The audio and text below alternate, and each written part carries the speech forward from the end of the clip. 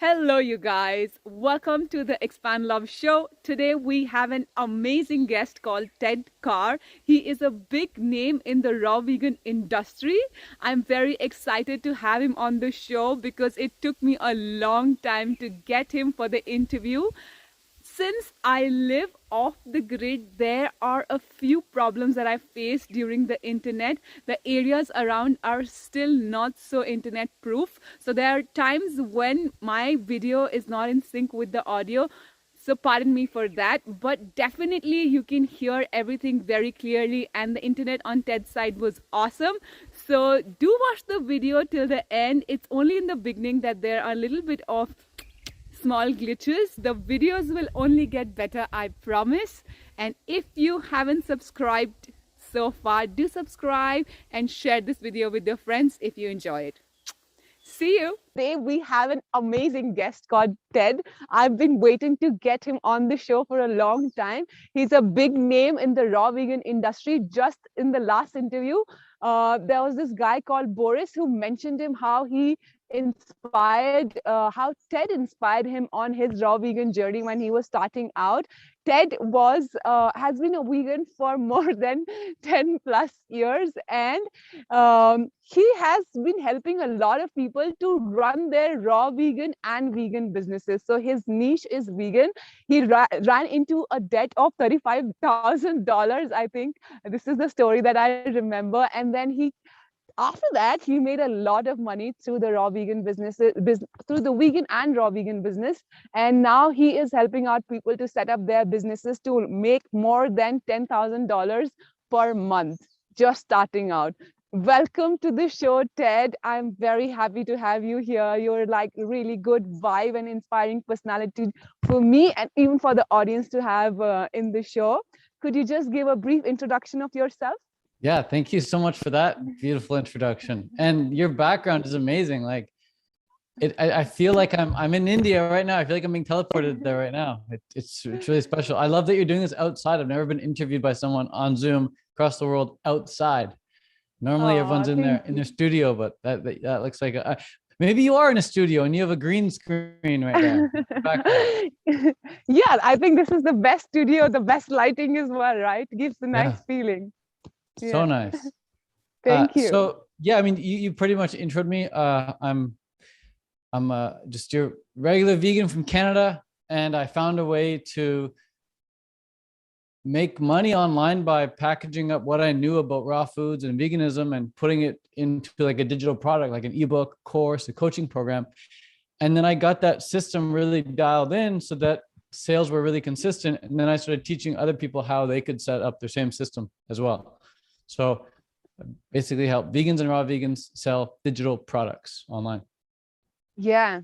So from a laptop, even vegans can make business and spread all the good word and good karma out, right? Yeah. I had to go to I had to go see my family the other day, and they were like an hour drive away, and I needed to bring my work with me because I had to get some work done at the house.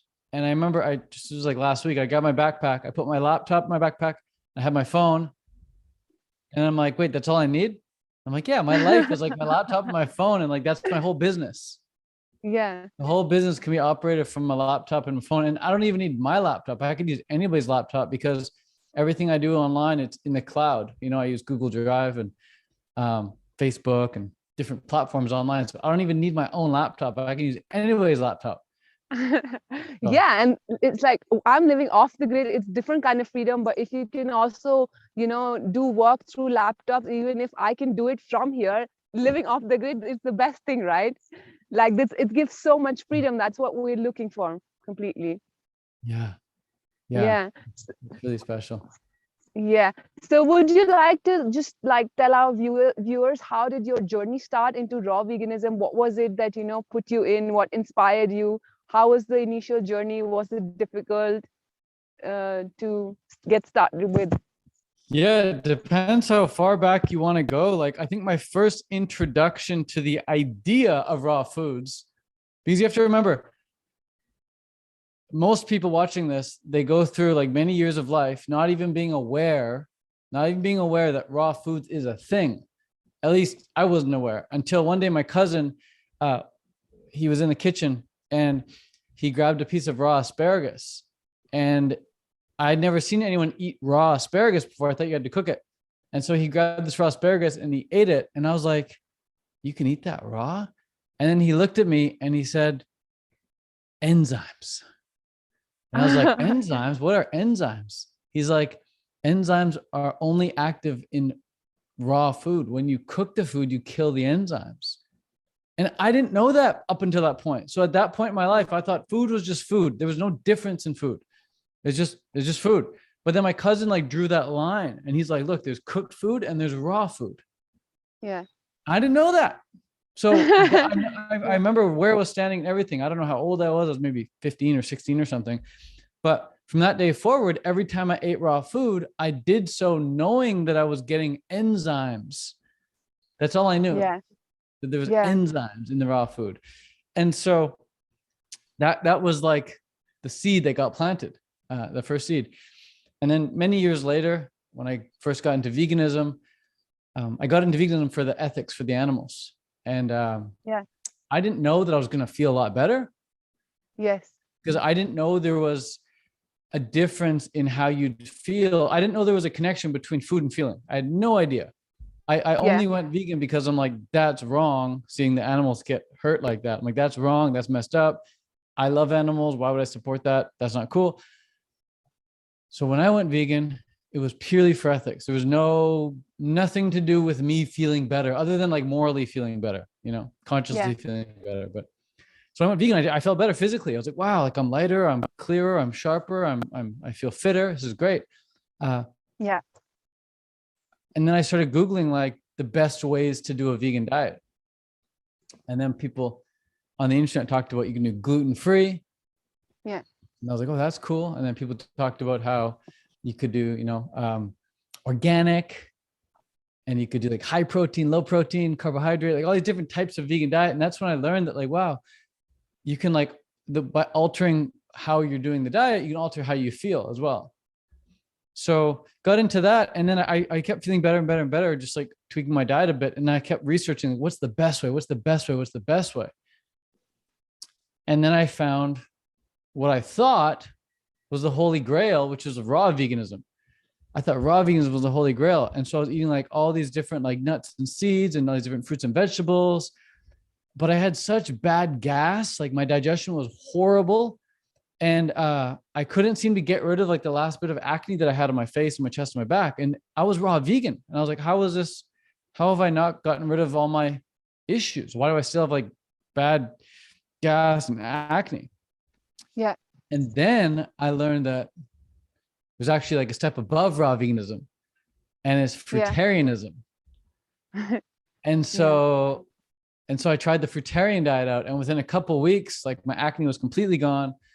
No digestive issues whatsoever, feeling amazing. And that's when I went on Instagram and got the username Fruitarian, because I'm like, this is the path. I found the peak, the holy grail, the pinnacle. And since then I've loved fruit, and I know fruit is human food.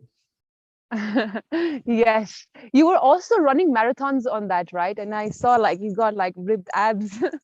That was the first thing that attracted me. Well, you really know how to position yourself. I would say that I looked at it. Okay, there are a lot of subscribers and there is ads, So yeah. So could you tell us about how was your athletic journey? How did it improve on your raw vegan diet? I don't know how it improved, because I got into athletics because of the diet. I had so much energy that I was like, I got to do something with this energy. So I got into triathlon. I got into triathlon because I had so much energy. I mean, I grew up playing soccer. I've had, soccer my whole life, but then I stopped all sports, all athletics altogether when I started smoking a lot of weed and doing a lot of drugs. So between the ages of like 17 and 19, I did like nothing, no athletics. I was just like your regular, pothead, classic pothead. And then got into raw foods, fruitarianism when I was 19. And then my athletic career, if you will, was reborn. And my goal was to just race professionally as a fruitarian triathlete. I want to race pro, win races, and just promote the vegan and fruitarian lifestyle. So that's what I did for like 7 years. I just raced triathlon, trained and raced like full time for 7 years. Wow. Wow. That's amazing. So, since you were saying that you were not eating so well before and you were smoking as well, did you have a lot of detox while you were transforming? Did you have to clean your lungs, and how was it? How was the mucus and all the journey that you had to go through? A lot of mucus. Yeah, a lot of mucus. And I mean, I had really bad acne. So the acne didn't go away, like I said, until I went full fruitarian. Yeah. So I guess the only detox was, there was nothing crazy that I can think back. Like I had acne as a teenager and that stayed. I was always mucousy. That just kept coming out. Don't really feel like I ever had like a moment of detox or any like period of evident detox. I just found it like the cleaner I ate, the better I felt. Yeah, my dog. Wolfie, come here. Oh I guess maybe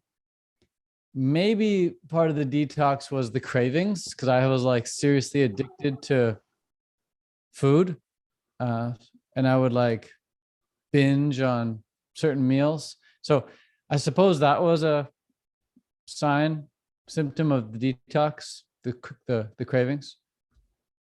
Okay. Did you go through some cleanses as well, or there was a transition diet, or did you just like? What you did mention a little bit, I think, that it was not cold turkey, that you completely went into it, and it was slow process. Of course, I tried to do cold turkey, but every night at dinner time, I needed cooked food. I needed a big bowl of like quinoa or buckwheat or rice or something. So I tried to go cold turkey. I'd go raw, breakfast, lunch, no problem. This is great. And then dinner time would come and I'm like, oh, I need the cooked food. So that's when I really started to notice that cooked food had a pull on me. I didn't really notice that before. And then like when I did finally go a full day raw, I remember waking up the next morning and thinking, I'm still alive. Oh, I did the full day raw. I'm still alive. I'm not dead. Because up until that point, I hadn't gone 24 hours or 36 hours, like a full day, right? Without any cooked food. Like even as a baby being like, spoon-fed food, it's like cooked fruit and stuff, yes. So wow. Yeah. So that I remember that moment too, where it's like I woke up and I was like, I'm alive. I didn't die. That was really cool. It was like, it felt risky. I'm like, I'm going to do it. No cooked food. I'm going to do it. It's like getting a heroin addict off heroin for the first time. He's like, oh my God, I'm going to get off heroin. Wow, this is crazy. So, yeah. And then just because I did fully raw that one day, doesn't mean I was set free forever. I had many setbacks and many binge episodes that were very ugly, very dark, and full on like heavy addict with food. Yeah. Okay. So, but then did you do some cleanses as well? Did you do some juice fasting or like water fasting? For me, I remember. Yeah. I did 21-day coconut water fast or 22-day coconut fast. Okay. Wow. Awesome. This was in the beginning of the journey of like your transition. I think it was like a couple of years in at this point, maybe 2, 3, 4 years in at this point. So I was already pretty well established when I did it. That must have helped, because I think the cleaner the body, the easier it is to do the fast as well. And I asked this because I really want to understand that, do we really need to do a cleanse in the beginning to make the journey easy, or is it okay, to like go a little bit with the fruitarian diet, and then when you feel ready, you can do the cleanse? So I think the most important thing when you talk about cleansing is to cleanse your physical environment. You can't be around the same sort of people. You can't be in that same like house. Like the reason I think I was able to be fruitarian so easily over those 2 weeks when I first went was I was in Hawaii. I left Canada. I was in Hawaii. It's a complete new environment. No, I didn't have any of my old habits, right? There was no drawers and fridge full of my favorite, snacks and drugs. So I think if you're going to cleanse at the beginning, cleanse your environment, like get rid of all the shit in your house. Stop hanging out with that group of friends. Stop talking to those certain people. Like you have to do a lifestyle cleanse. And with your diet will follow suit, I believe. And also like a mindset cleanse. Like I started reading only books about raw food. I started watching only videos about raw food. So if you just cleanse your mindset and cleanse your lifestyle, your diet's naturally going to follow suit. Yeah. I feel that, the more I read about it, the more I get inspired from people. It helps so much because I also used to have a little bit of doubts initially. Suddenly you're changing your diet and the whole society is like, okay, now there's something wrong with you when you're like getting on the path. So then, and when, especially like for me, there were times where I also went through, like I ate fruits for like 15 days and then I ate a lot of peanuts and then I had like severe back pain and I'm not sure what is it, that's causing it. So I'm like, is it the fruit diet? Am I not meant to eat, completely fruit? And then at this point, like reading and like just getting into books like 80-10-10 mucusless diet healing system and all this really helped me to like have that faith. So when you were saying that, you were like, because for me, when there was a time when I did water fasting and I remember when it was in the night, I was like, okay, I'm going to die or something. Now I'm not eating for like one full day. So for you, when it was this time when you felt that, the fruit diet, now you've done it for one day, would you be able to survive? Was it that you felt that the cleansing and the detox would be too much, or was it that you did not know if you could survive on only fruit? Yeah, there was, like I said, there was no cleansing and detox vocabulary. I wasn't even aware that was a thing. I wasn't like, those are buzzwords now. Those are very trendy words now, right? You go on YouTube, type cleanse, detox, they're everywhere. But back when I started, like that wasn't a thing. So to me, I think it helped that I wasn't aware of that, because then I didn't have any like placebo effects of like, oh, I'm detoxing, oh, I'm cleansing, or like it's just like, no, I'm stopping to eat bad food. I'm starting to eat good food. I can only possibly expect good things to happen. So my expectations were all good. Like I'm just putting in good stuff. In fact, even now to this day, I still have like this train of thought where like every day that goes by, I'm a little bit healthier than before when I was like, 19 years or 18 years old eating crap. So like every day that goes by, I'm a little bit healthier because I feel like I'm still like, just like pushing out the old food and just bringing in the new stuff. So, but there was no awareness around detox or like symptoms or anything like that. Yeah. So you were a little bit just doubtful about the diet. That's what made you feel. I was doubtful that I was gonna get like enough protein or nutrients, or like have enough calories to sustain myself. Or I thought like maybe like I would just become so spiritual that I would just evaporate. I would evaporate, I wouldn't be on earth anymore. Wouldn't be grounded. Oh my God. Yeah, but that is actually the feeling that people get also. For me, when I was kind of like, leaving like even greens and nuts and only eating fruit, those days would be like, okay, I don't feel grounded. I feel like, too light and I need that, sedation or something that keeps me down. But then like when I had, like just my body kept telling me that I need to keep cleaning the diet. Maybe I'm going through, I don't know. I also feel that I think only fruit is the best. I'm still like, on the path. So I don't know. I will just like look what the journey teaches me. But so far I feel really, really good. And my body's just been asking me to like, leave everything else, like even greens and nuts. So yeah, it's just like there are times when I feel, oh my God, it's like too high. And maybe there was this thought of like, okay, going crazy with the diet, only eating fruit. So what do you think, how is your diet like right now? And what do you think is the best? Should people include fats as well as grains and, sprouts or greens? Or should they just like the highest form is fruit? It's a good question. People should really, before they look into the best diet, people should really research the power of placebo. Yeah. Because right now, most people aren't even aware of the power of placebo. And so like, if they find out like something, isn't organic or something, then they like freak out and think it's like highly poisonous and toxic. And if it enters their body, then all of a sudden they notice a reaction. They're like, oh, my tongue is swelling up. That must not be organic. Or like, people just freak out about like certain placebo things, right? And the power of placebo is so strong that you can take poison ivy cream. You know, poison ivy? Yeah. You can take poison ivy cream, but if you tell someone that it's like really healthy baby lotion and it's like the smoothest thing for the skin, it'll be really good on their skin. Then you take really good baby lotion, like actual baby lotion, and give it to someone, and you say, "Oh, it's poison ivy cream. You're gonna, be careful. You like warning. You're gonna break out with a rash." You put that on their skin, even though it's baby cream, they break out in a rash. The body like physically reacts to it because they think it's poison ivy. So you got to be aware of the placebo effect going into diet, because you can really rev up the power of anything that you eat, or you can really rev it down by what you eat. So, so for me, when I got into raw food, oh my God, every food I ate, if I was eating watermelon, I'd have on YouTube benefits of watermelon, and I'm eating watermelon as I'm listening to the benefits of watermelon. I'm drinking coconut water. I'm just like, what are the benefits of coconut water? And I'm drinking coconut water. I'm like, benefits of coconut. I'm like listening to it. I'm reading about it. I was like really about like hyping up the power of the raw food.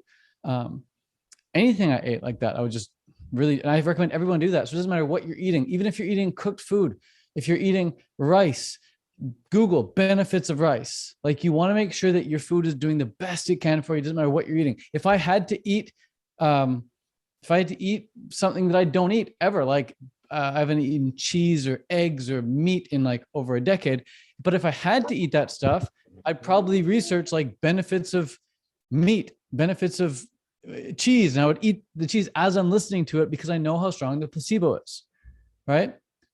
So if there's a food that I'm eating, I want to know the benefits of it. I want to feel those benefits both in my heart and in my head. So having said that, I think any diet could be the best if you believe it's the best, but you have to believe it. And so for me, and maybe for you, it sounds like the best diet is a clean, locally grown, biodynamically grown, organic, ripe, fruitarian diet, right? Yes. I remember like I was watching Gillian Berry's interview, and then there you mentioned how you don't have probably pesticides because you believe that they're not going to bother you. And then, so this power of belief, like, I've seen that this is something that you've been keeping up in your life with the food as well. And of course, it plays so much of a role in health. So awesome, man. I was just thinking how to go about it, and then you answered it as well, that just like go on YouTube and like learn so much about it and what is it doing to your every meal body. With every meal. Okay, awesome. Meal, and if you can't watch it during your meal, like listen to it while you're driving, or listen to it while you're about to fall asleep, but just type in benefits of, put the food in there, and then just listen to that. It's super powerful. Subconsciously reprogram yourself for your food as well. Yep. Awesome. So since we were talking about athletics and how you were into these you were working out as well, not working out, but in a professional career of going for triathlons. So, and now you're on a treadmill. Why are you doing it? How is it related? What's happening? I'm sure people are curious. I was really like impressed when I saw your interview. I was like, oh man, this guy, he's like really confident. He doesn't get care. He's on an interview, just like walking on a treadmill. And I was like, that's like some self-confidence, So would love to know. So there's 24 hours in the day, right? Yeah. I sleep about 8-9 hours a day.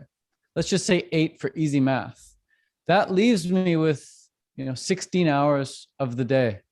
I think, if my math isn't, 16 hours a day is left, right? 16 waking hours. It's a lot of time. I usually work out for about maybe 45 minutes a day, maybe an hour at the most, but probably more likely 45 minutes. And that's not even every day. I work out normally, like realistically, like every other day. So let's just say easy math, every other day I do an hour, but let's just be super considerate and generous and say I work out an hour a day, which isn't even true. Let's just say I do an hour a day. Okay. Now we're left with 15 hours throughout the day. Maybe of those 15 hours, I'm spending 30 minutes walking around the house, maybe cutting up fruit, making a smoothie, preparing a salad, walking to the toilet, walking downstairs, half an hour. Okay. So now we're at like an hour and a half of a lot of time, which means there's now 14 and a half hours where I'm probably seated down in my desk on my computer, or I'm driving a car or something, right? So 14 and a half hours of inactivity, of waking time. You go 14 and a half hours plus 8 hours of sleep. That's like, again, don't know exact math, but something like 23 and a half hours of absolute inactivity every single day. Okay. Now that's just math. Now tell me, if you saw a child that was inactive for 24 hours a day, what would you think of that child? That they're not healthy. There's something wrong with them. Yeah. They have to That be child isn't like healthy. just walking around. So why would it be any different from me? Yeah. Or you or anyone? 24, 20, 23, even 22 hours a day. 22 hours a day, or sorry, 21 hours a day of inactivity. Again, math is clearly not my strong suit. I probably messed up the numbers there. Yeah, that's all right. But we get it. Yeah. Point is, like, that's really not healthy. And there's so many articles out there showing how like sitting is the new smoking, and how sitting is really bad for your lymphatic system. Yeah. And so the easiest thing to do is just get a standing desk and put a treadmill underneath it, and solved. Yeah. You know? Solved. Yeah. So now I walk like 6-7 hours a day.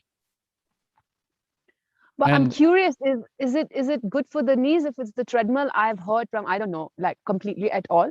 So is it like different if you're walking on a, softer earth kind of a surface than on a treadmill?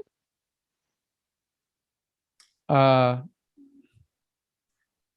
don't know what the difference would be. Okay. Because it's like harder surface. I don't know. No, this was when I was growing up, like I heard, from my parents and stuff, and my mother was getting a treadmill, and then they were, debating. Yeah. No, there's a great book called Born to Run. Really fantastic book. Probably one of the best athletic books I've ever read.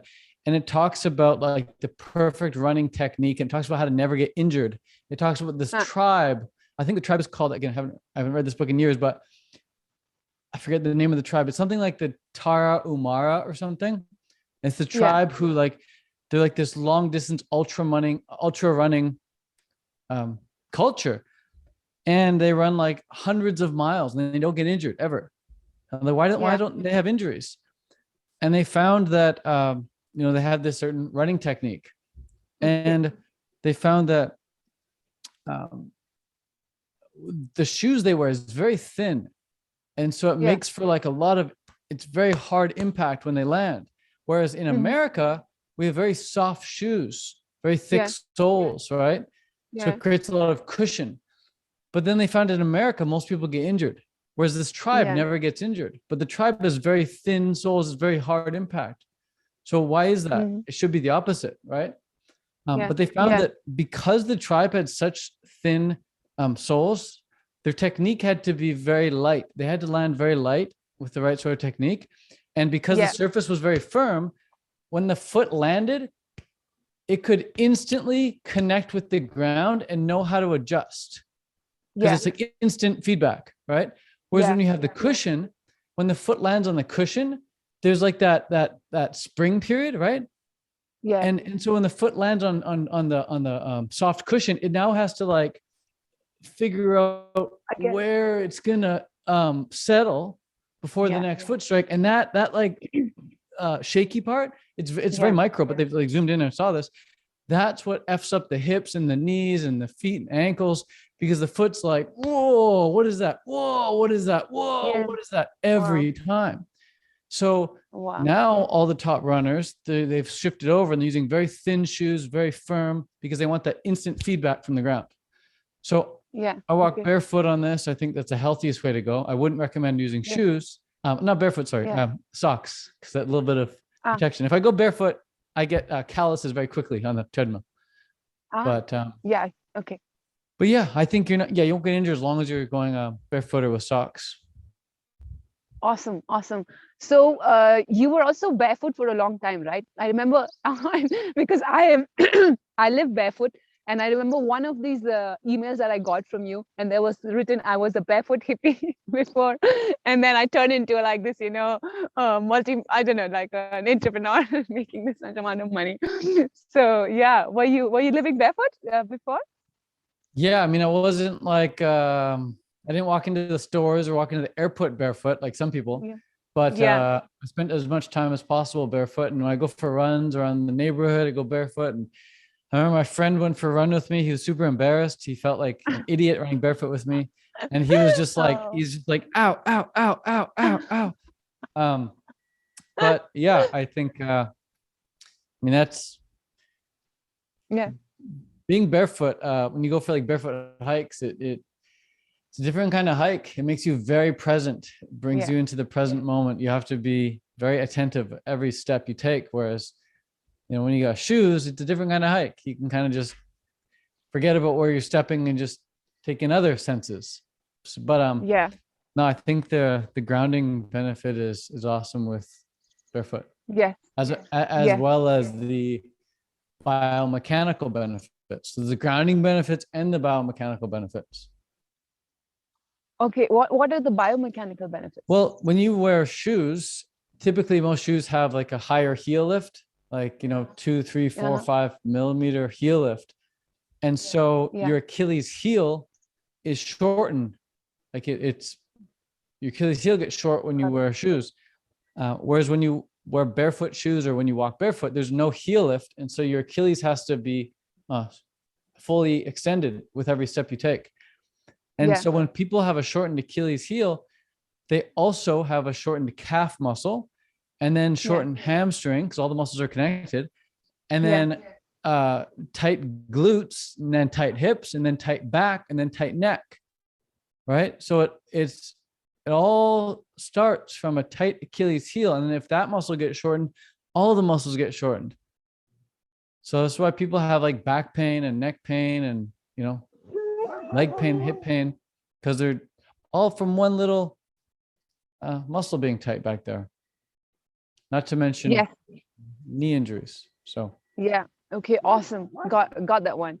So since we're talking so much about health, I want to also like understand how is it that you balance, being on the internet and being on the screen, because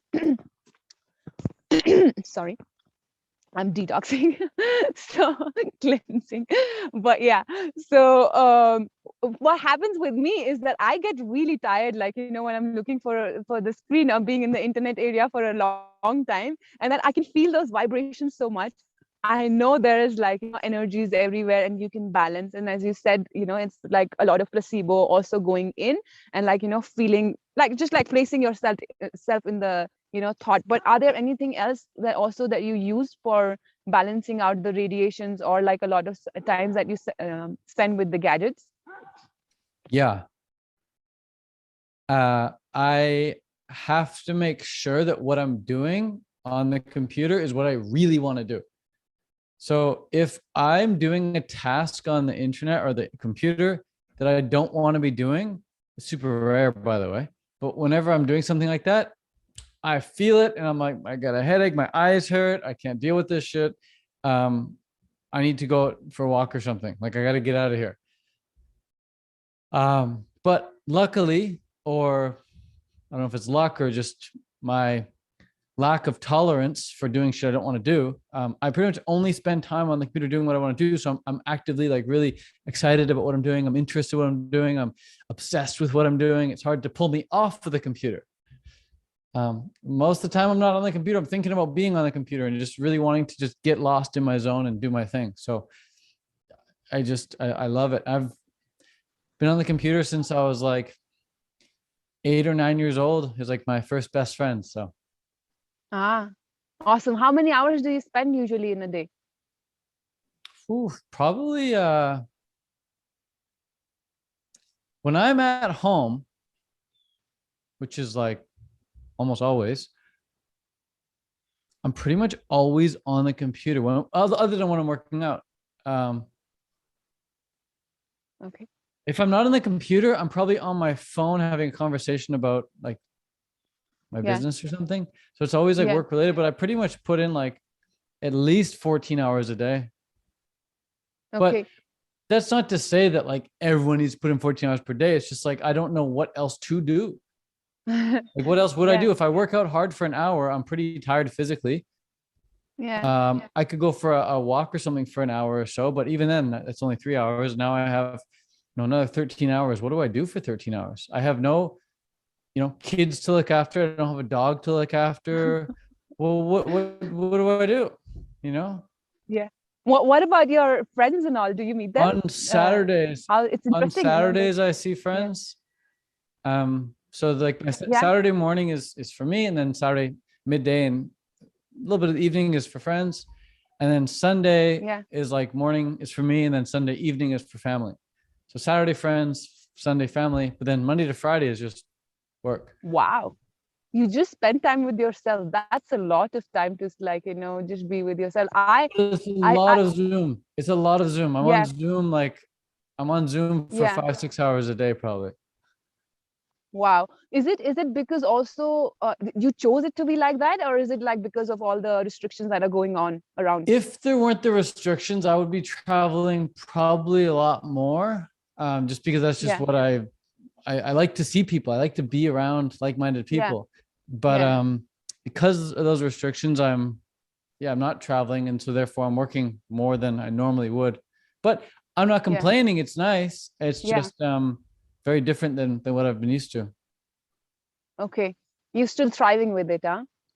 I mean, I would love to be surrounded by friends. That's my favorite thing in the world. Like if I could have like 6 really good friends around me right now, it'd be amazing. Like, what's up, dude? What's up, yo? I love people. That's why that's why I created a festival. Like I want to get a bunch of people together. Like I'm the group guy. I like people. Yeah. But is it in Canada that you can't go and meet your friends or something? Or your friends are not around? I'm just curious. Well, I don't have many friends here. Most of my friends are in America. Okay. Yeah, most of my friends are in America. Like I have a few friends in Canada, but most people that I am close with are in America. Okay. Awesome. I mean, phases of life. It's always like a learning experience, and ups and downs. There's some things that we work on. So I want to also understand, that I just like booked for your solo entrepreneurship, that course, just that you were recently working on. I couldn't come because of the time difference. It was 12 in the night for me. So I want to let people know that how is it that you are helping people with courses, and because I'm sure a lot of people are looking for help in growing in vegan business, and it touches me also more because you have selected such a good niche to help out people. And some people who are doing great things should be supported more. There should be more money flow that should be growing around businesses that are helping the environment as well as health. So I would love it if you could share like how is it that in different ways you're helping people, and then go probably a little bit in the depth of whatever you're doing with businesses. I think really in short, in summary, is I help, and my team helps vegans make $10,000 to $20,000 a month online with their own digital products. So we help vegans create their own personal brand, and then help them sell ebooks, courses, coaching programs, and online membership groups. So you help with just for the viewers to know. So you help with like step-by-step process as well. How long is it that you give that support Do you help with tech? Everything that you could share Yeah, with it's people? full. So we have a suite of offers that we offer, or products or services that we offer. We have everything from like DIY, do it yourself. Here's a video course, watch and execute. And then we have like a community where people can come on daily and ask questions, and we can answer the questions in the community, and they can come on like coaching calls, and we can answer their questions on like live Zoom calls. And then we have like a done for you service where people get to work one-on-one in private with us, and we set everything up with and for them live on Zoom over the course of just a couple of days. So everything from like DIY to done for you / done with you, and then everything in between as well. It's whatever people prefer, whatever they're looking for, but it doesn't matter which route they go, because the end goal is always the same, is get them to 10 to 20K a month as fast as possible with the least amount of effort as possible, with what they're truly passionate about, something that they're able to look at the screen for 4 or 5 hours a day and not get a headache with, because they're actually really enjoying it. Yeah, yeah. And you you give support for 2 days and like longer periods of time as well. As long as they want, you just like help them with their work, right? Yeah, well, the setup period, the done for you setup period, it only takes a couple of days to get everything set up. Yeah. After that, we have ongoing support inside of our community, our community called the Vegan Creators. Yeah. But again, if someone doesn't want the done for you help, or they don't want to be part of the community, they just want like the DIY, get the course and go, they can do that as well. So we have everything to meet everyone's preferences. Awesome. And then you also help people with building their niche and then brand, everything, right?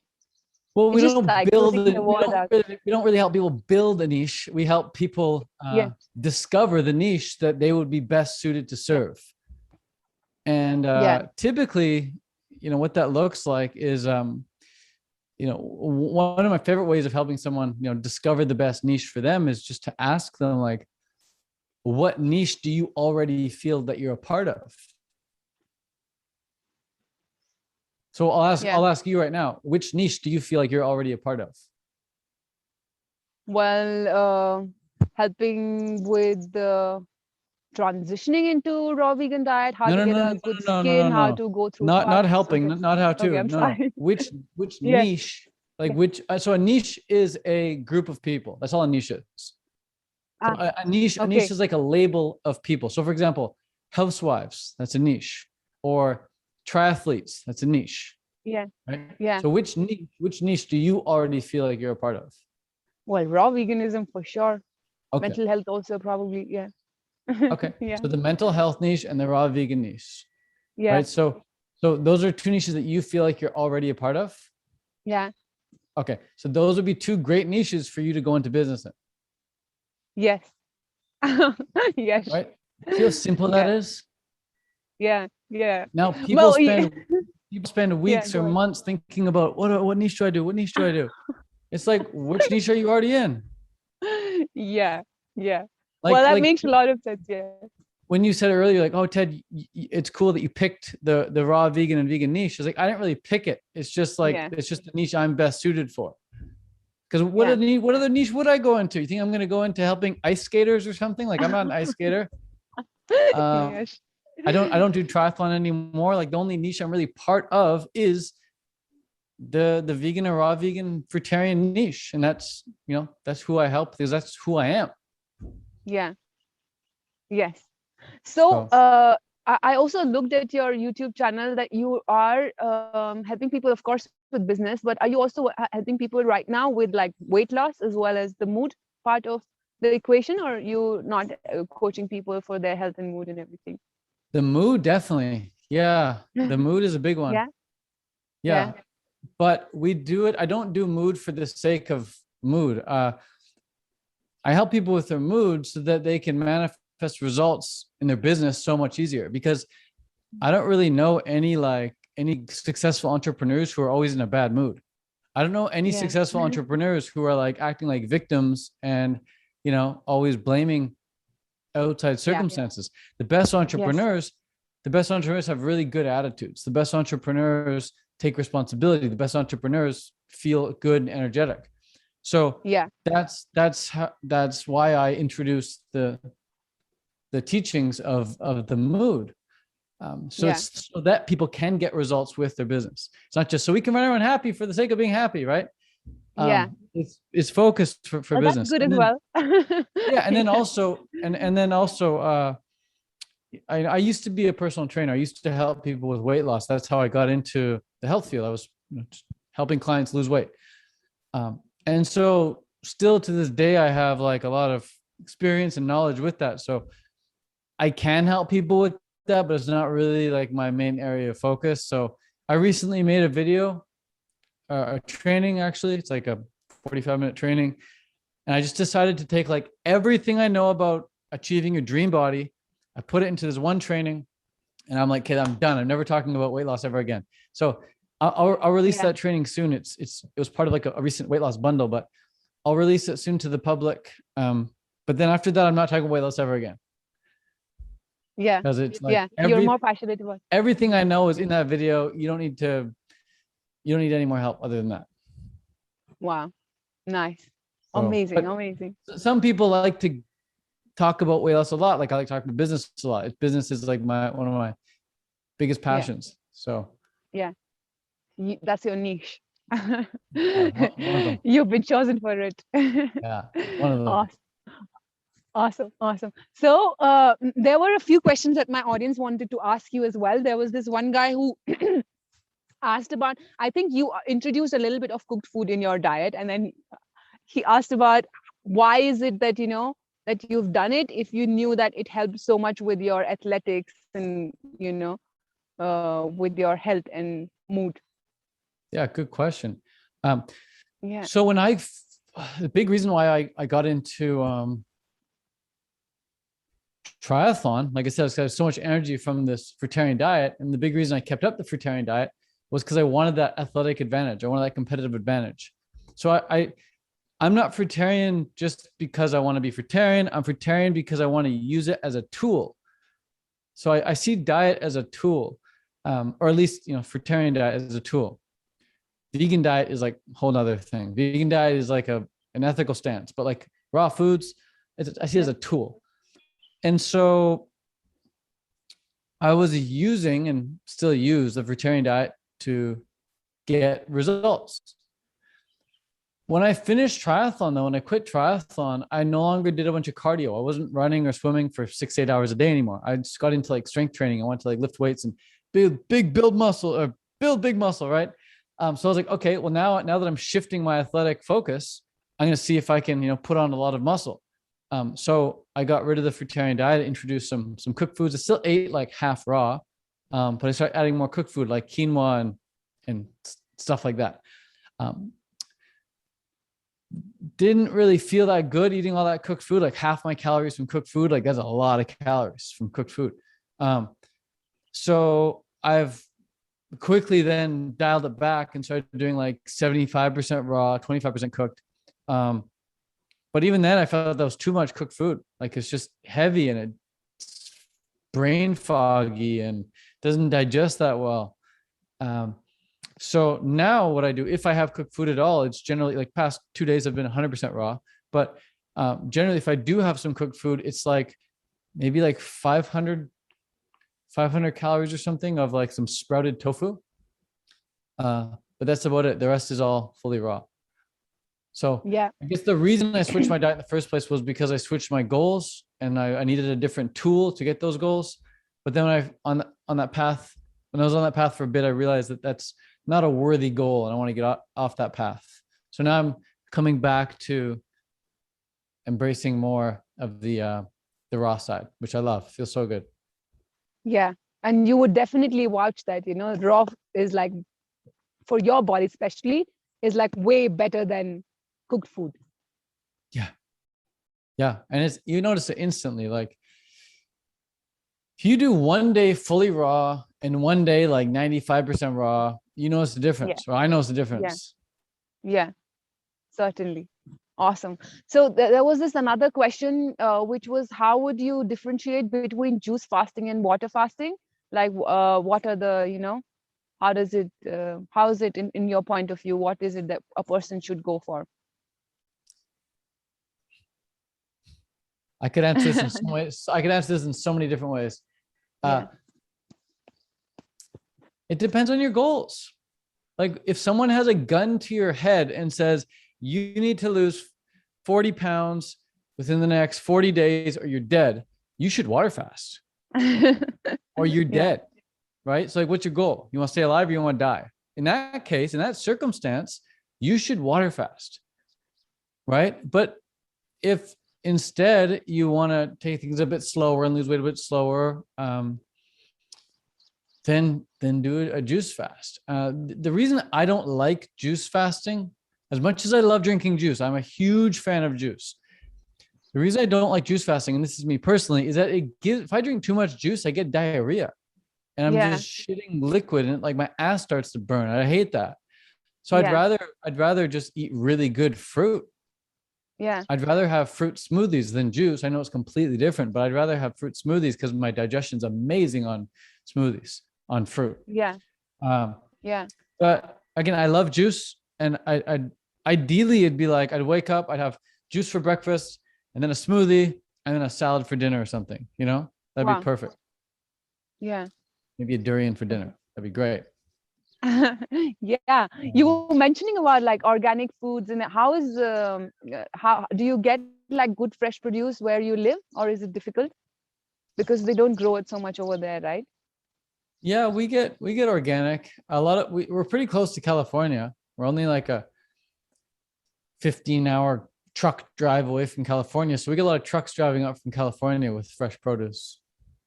Well, amazing. Yeah. So it's easy for you to eat fruitarian, high raw vegan diet over there. Well, not as easy as living in Hawaii or something, or Costa Rica maybe, or India. somewhere where it's nice and warm. But I recently just got a sauna, so I think that'll help with temperature, because now I go in the sauna like every day, twice a day now. And I'm just really, I love it. I walk in there and like it's infrared, so I turn it on. It's like instantly warm. But I think that'll really help with staying raw in the winter. Now that I have that. Yeah. Yes. Yeah, I saw your video where I think you made it yourself, right? Yes. Like got the things. You're like, okay, I just do it. Yeah. Awesome. Really cool. Very inspiring as well. Probably I should make one here too. Yeah. Okay. So there was this another question, which was about how do you feel in your mental clarity and focus? What is this guy, he was very sure about how it helps you physically, but he wanted to just get some testimony about like, how is your mind and mental clarity with the raw vegan diet?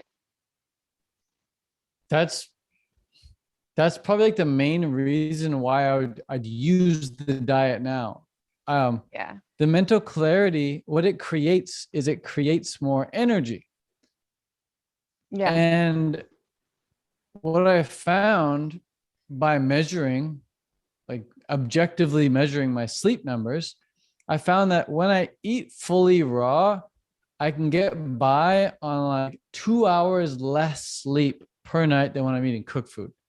So when I'm raw, I can get by easily on like 7 hours sleep. When I'm eating cooked food, I need like 9 hours sleep, right? That's just because it's just so easy to digest, and like my mind is like super clear. I'm not like brain fogged in the morning, right? So if I'm getting an extra 2 hours more out of every day over the course of a week, that's 14 hours. Over the course of a month, that's 60 hours, right? Over the course of a year, that's over, 600 hours of life. What would you do with 600 hours? How many days is that? How many days is 600 hours? That's a lot of days.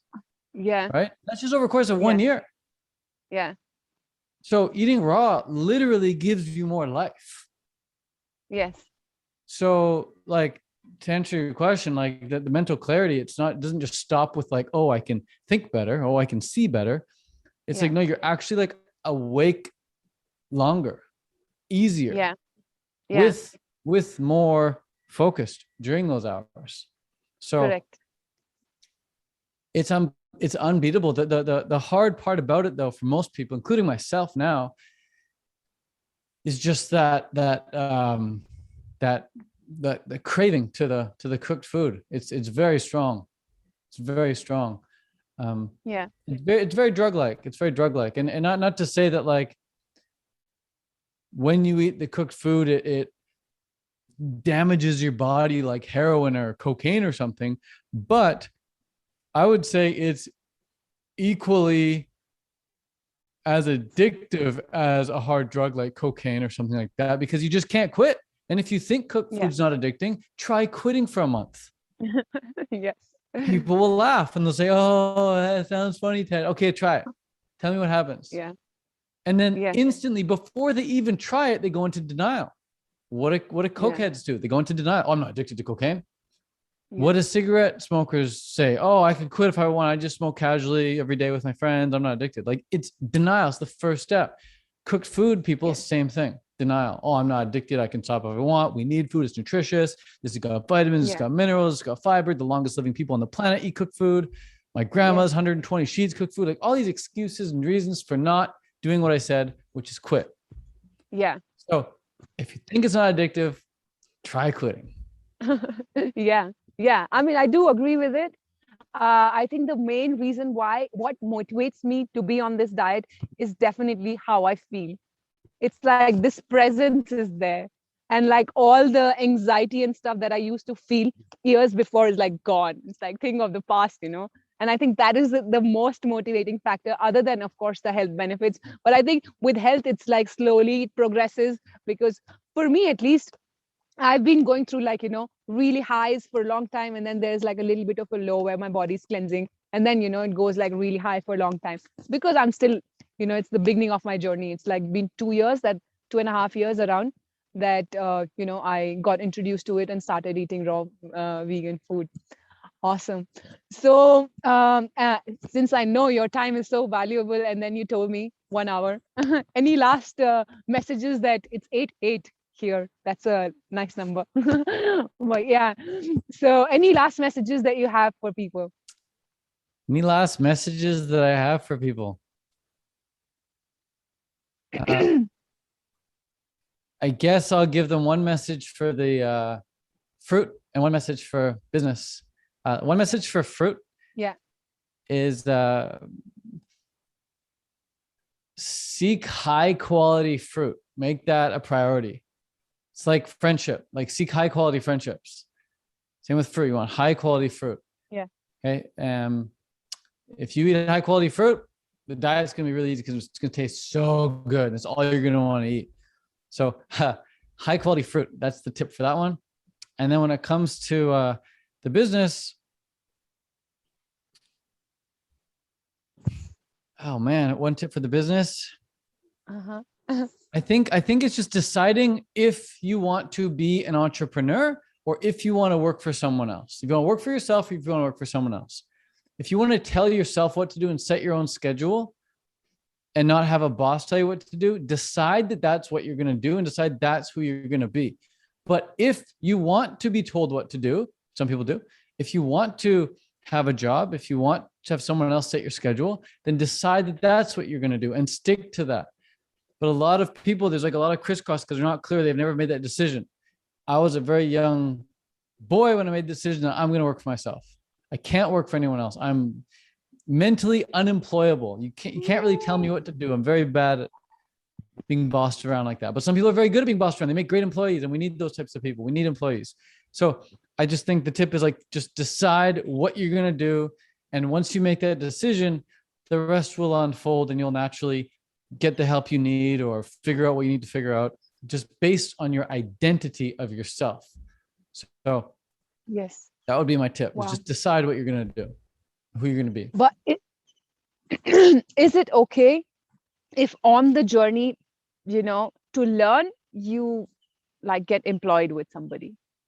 Are you sure that you want to be an entrepreneur? Yeah, I mean, it can be a lifeline for sure. It can be a lifeline, but you have to know that you're working towards that total freedom.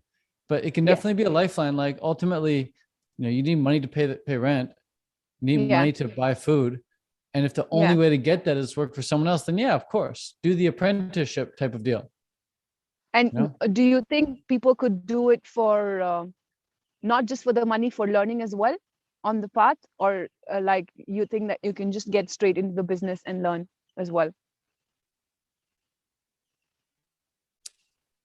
If you do it through trial and error and try and figure it out yourself, like I Yeah. did, because I thought I was going to figure it out myself. I thought I was going to reinvent the wheel. What an idiot I was. Yeah. You're going to go through the same thing I went through, and the same thing every new entrepreneur does. If they think they try and figure it out on their own, you're just going to be spinning wheels and taking such a long time and wasting a lot of money trying to figure it out. This morning, I watched a great video from a guy who did $100 million in a year. Did $100 million in a year with his program, and he said, Wow. he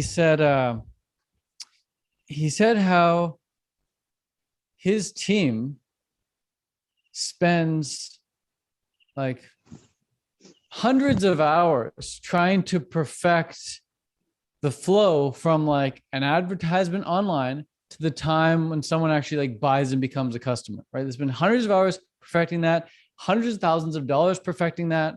They'll test a whole bunch of different things to see like which headline works the best, which color works the best, what kind of offer works the best, what kind of like sequencing works the best, like what order things should be shown in. They test all this shit. And like most of it doesn't work.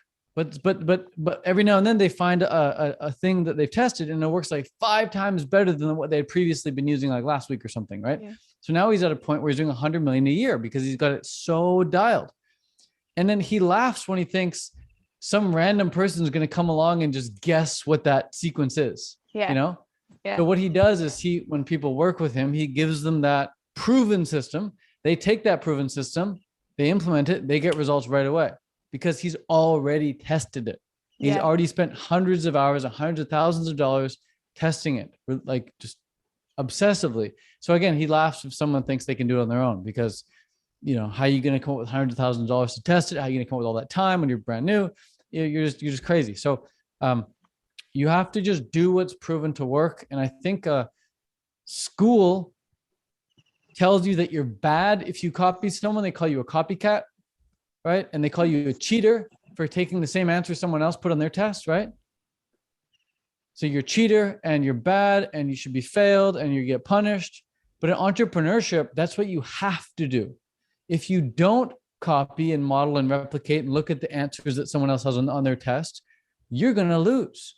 But school wants you to lose in entrepreneurship because they want you to become an employee because they need employees to run these industrial systems, industries. You need to get in line, show up, sit down, shut up, do what you're told for the most part, and be a little factory worker, right?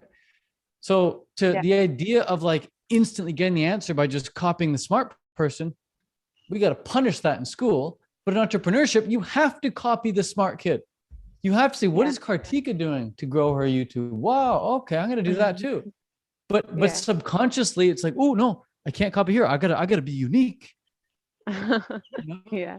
I need to do something different.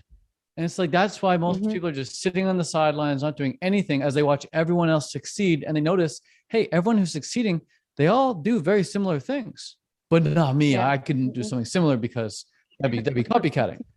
Meanwhile, you look like, oh, wow, they're doing that. They're all doing like the same sort of thing.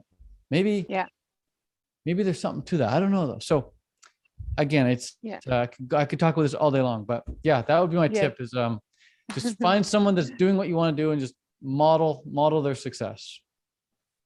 Okay. Awesome. That's really beautiful. Okay. So can you tell where can people find you? What are the places where they should look out for if they want to reach out to you? They should probably go to tedcarclass.com if they want to see my full story and how to get set up in just a couple of days. They go to tedcarclass.com. And then if they're interested in joining my community, I've got a monthly community people can join. They can go to vegancreators.net. Okay, awesome. So I'll link both the things below. And thank you so much for being here. It was a My God, my throat. It was a task to get you, and I'm really, really happy that I could, get this time and all of this knowledge and wisdom of you. And it was great interacting with you. So thank you so much. And I think I've told you before that this place, whenever you come to India, you're welcome to, you know that you have a home over here, and just like fly in. And yeah, thank you so much. It was amazing, amazing chatting up. Yeah. Cool. Thanks, Kartika. Yeah. Much love. All right. Keep Much love. He's from Canada. Bye. Bye bye. Yeah. I'll just stop the recording. Uh-huh.